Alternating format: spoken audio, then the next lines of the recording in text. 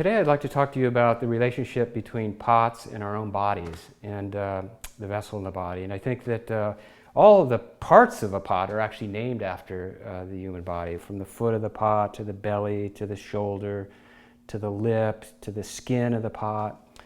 The pot can even sort of inhale and exhale. So there's this intimate connection between, and I think that intimate connection comes because historically we would store food and water in the vessel, and we obviously digest food and water. Probably the first vessel ever made was our hands that cupped together to drink water out of a pool of water.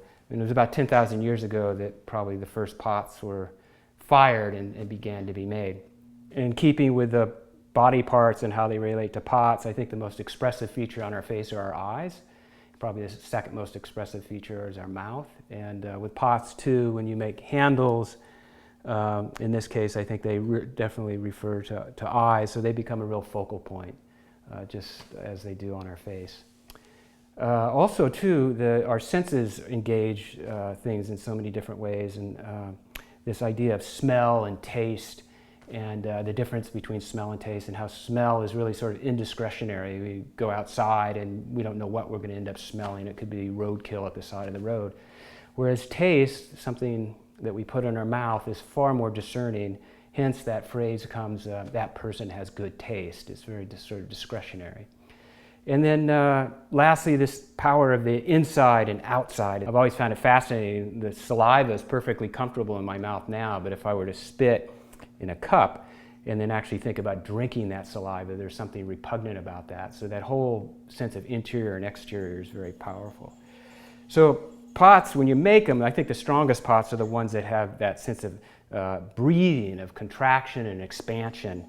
And here I'll just sort of swell this pot out. It's sort of filling up with air, if you will.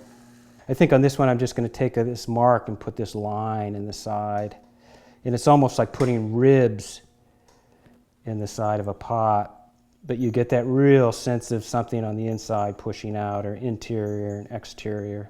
We never really know what's on the inside of something, just the way our interior character is sort of hidden, and we have this mystery or enigma of inside and outside.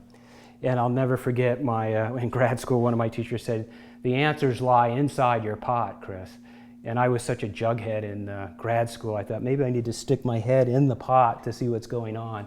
But I think he was talking metaphorically, that inside our pots lie the thoughts and feelings, as they do in our body, in terms of what we end up making. But sometimes a potter will actually literally cut a pot down to see what's on the inside and just see the shape of the pot.